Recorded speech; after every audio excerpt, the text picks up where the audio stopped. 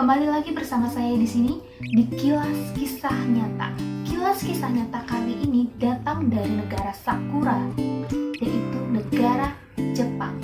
Kasus kali ini yang akan saya bahas adalah kasus di mana salah satu orang yang melakukan kejahatan, tetapi dia tidak pernah dihukum, tidak pernah dipenjara, tidak pernah terkait dengan kasus hukum. Padahal kejahatan ini cukup kejam. Kejahatan yang dilakukan adalah kanibal. Gimana dengan kisah lengkapnya? Gimana dengan ceritanya? Kenapa dia bisa dibebaskan dari semua tuntutan hukuman? Kita langsung bahas saja di Kilas Kisah Nyatanya.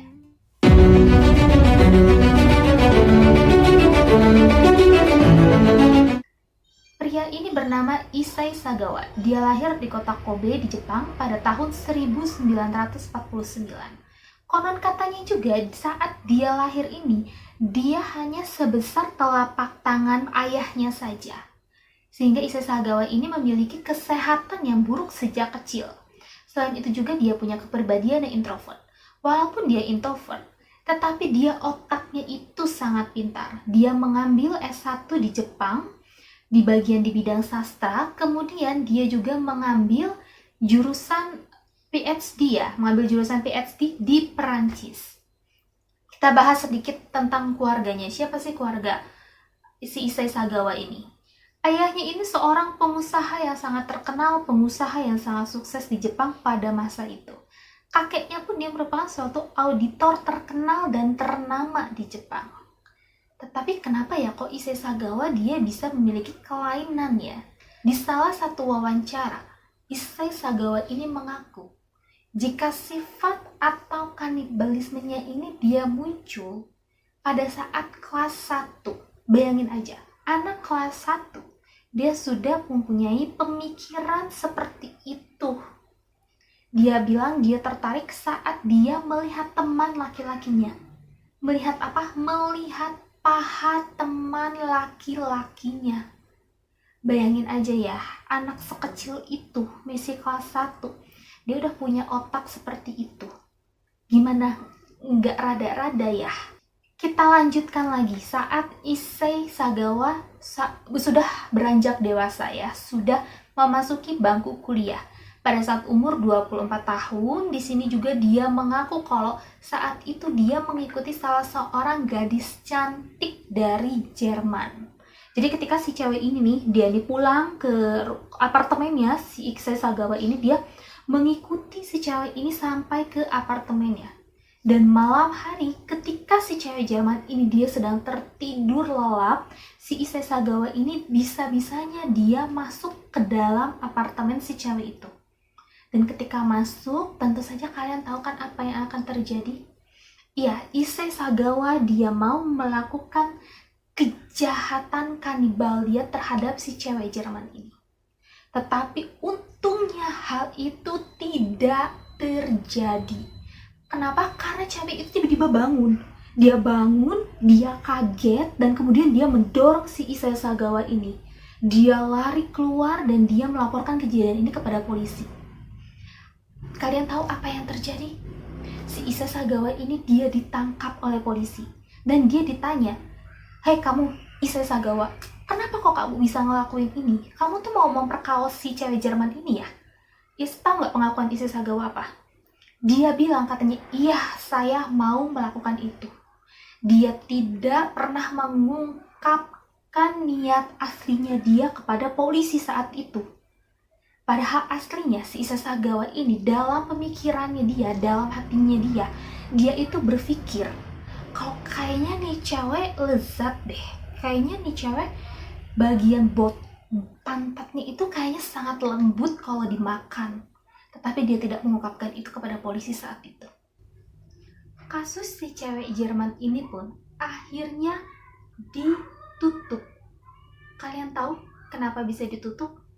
Karena ayahnya ini kan dia terkenal dengan seorang pengusaha yang kaya raya ya, dan sangat terkenal pada saat itu. Akhirnya si ayahnya ini bilang, ya udah kasus ini ditutup saja, saya akan ganti rugi kepada si cewek Jerman itu. Akhirnya pun cewek Jerman ini mau untuk melakukan hal yang disuruh oleh ayahnya si Issei Sagawa ini.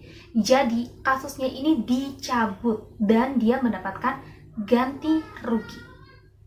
Kita lanjutkan saat Issei Sagawa ini berusia 28 tahun. Dia memutuskan untuk mengambil gelar PhD-nya ini, dia akhirnya terbanglah dia ke Prancis.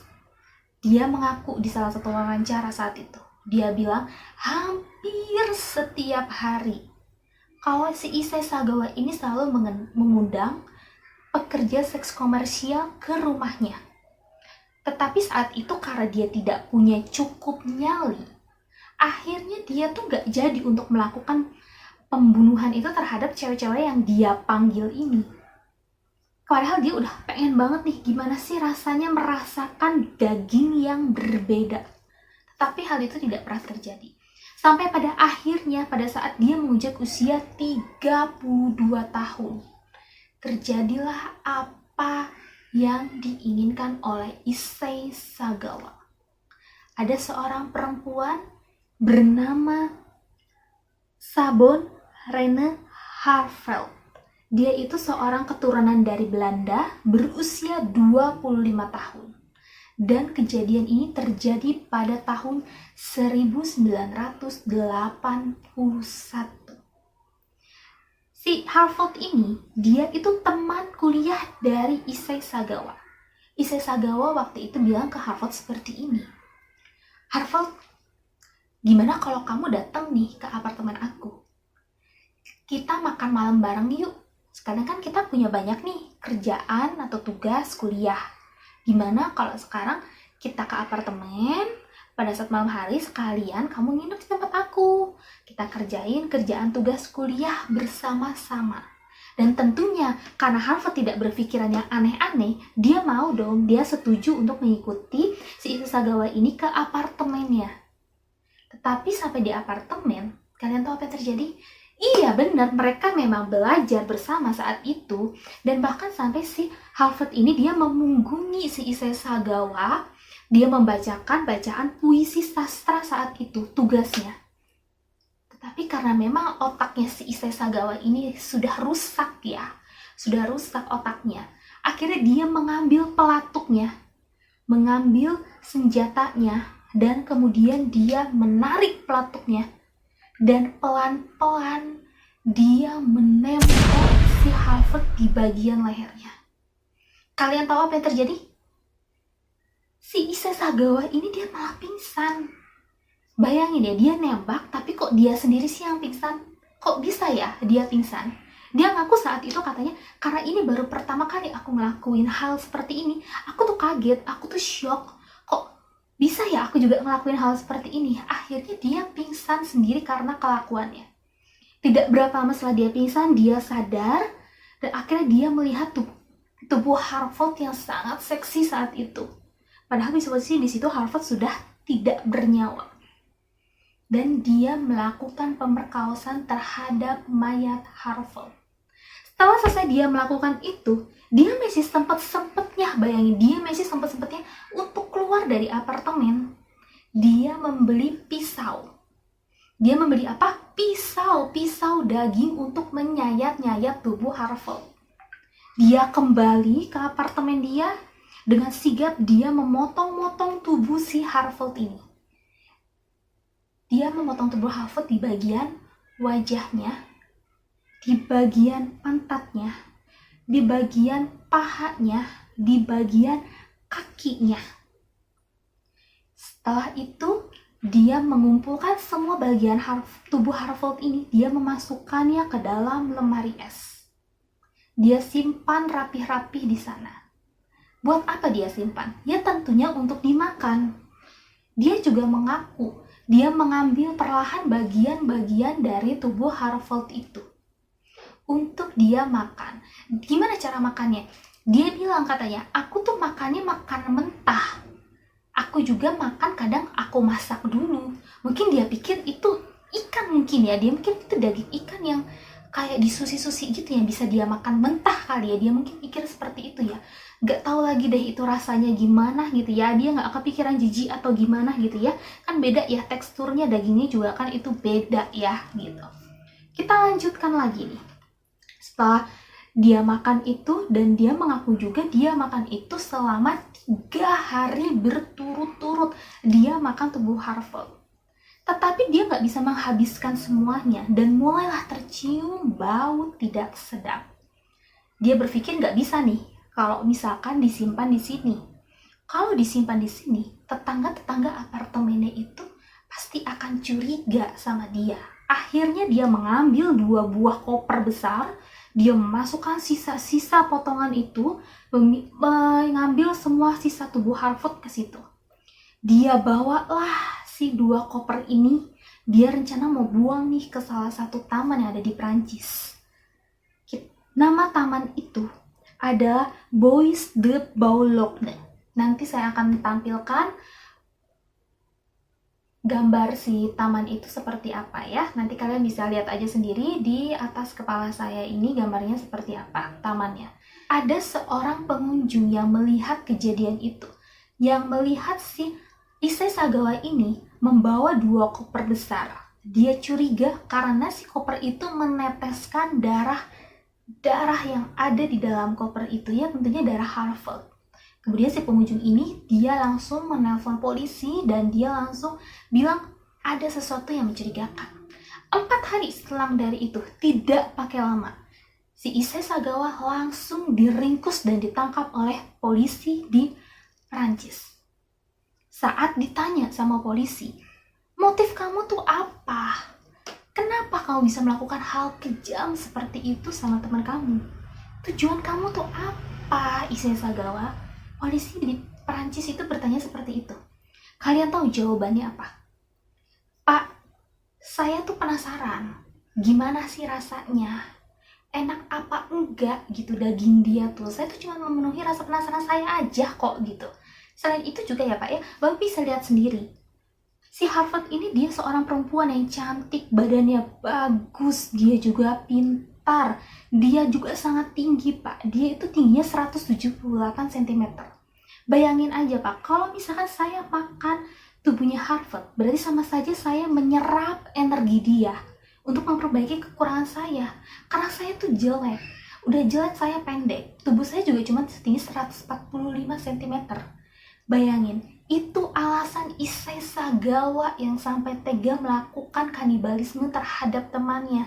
Tidak hanya kanibal, tetapi dia juga memperkaos mayatnya. Dia membunuh juga. Bayangin ya, kalian bayangin ya. Sudah nggak waras kan itu. Tetapi si Issei Sagawa ini dia bebas dari hukuman. Dia dibebaskan. Kenapa dia bisa dibebaskan setelah dia menunggu 2 tahun lamanya untuk persidangan dia? Karena saat itu di Prancis, hakim di Prancis ini dia menilai kalau si Issei Sagawa ini gila secara hukum. Dan dia itu tidak bisa ditahan oleh hukum Prancis ini. Akhirnya dia itu dimasukkan ke dalam rumah sakit di Prancis. Selang gak lama dari itu, akhirnya si Issei Sagawa ini dia harus dideportasi ke negaranya. Dia dikembalikan ke Jepang. Saat dikembalikan ke Jepang, dia ini masuk ke dalam salah satu rumah sakit yang ada di Jepang. Dan dokter-dokter saat itu di Jepang, psikolog ya, maaf bukan dokter tapi psikolog di Jepang. Kalian tahu apa yang dinyatakan oleh psikolog-psikolog ini? Dia bilang katanya Issei Sagawa tidak memiliki kelainan mental. Issei Sagawa itu normal. Dan akhirnya Issei Sagawa ini mau gak mau dia harus keluar dari rumah sakit. Kenapa sih kok bisa ya seperti itu? Itu juga agak aneh ya. Nah, saat itu juga ada sumber berita yang bilang katanya kalau misalkan Jepang itu pada saat itu tidak bisa mengambil kasus si Issei Sagawa di Prancis. Akhirnya hukuman terhadap Issei Sagawa ini harus dicabut atau dianggap tidak pernah ada kasus. Dan sampai pada akhir dari kematiannya, pada tahun 2022 ya, tepatnya tahun 2022, 24 November ini, dia masuk ke dalam rumah sakit. Dan dia juga meninggal karena adanya radang paru-paru di salah satu RS di Jepang. Nah, itu dia kisah dari Issei Sagawa yang melakukan suatu kejahatan tetapi dia tidak pernah dihukum atas kejahatan